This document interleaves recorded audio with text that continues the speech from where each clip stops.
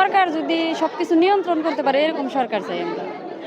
আমরা চাই যে দেশের মঙ্গল করবে, দেশের জন্য কাজ করবে, এরকম সরকারই আমরা চাই।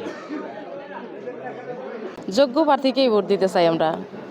পালার মধ্যে এখানে যে যোগ্য তারই দন লাগবো ভোট। প্রথম ভোটার বলতে দীর্ঘ 17 বছর পর নাগরিকরা গণতান্ত্রিক অধিকার ভোগ করতে পারছে। এখন আমার প্রথম ভোট হিসেবে আমিও সেই অধিকার ভোগ করতে পারছি, সেই হিসেবে ভালো লাগছে।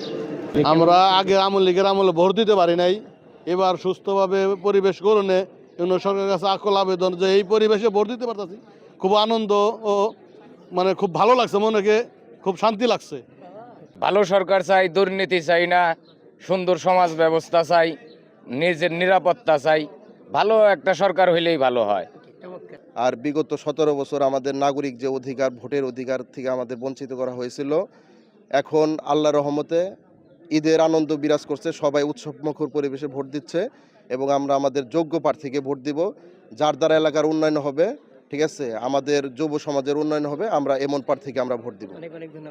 আমি দুর্নীতি মুক্ত সরকার চাই, যাতে চাঁদাবাজি করে এই সমস্ত লোক চাই না, যাতে করে তারা যে সরকারি যাক আমাদের কল্যাণ করে, এই প্রার্থীকে আমরা ভোট দিব।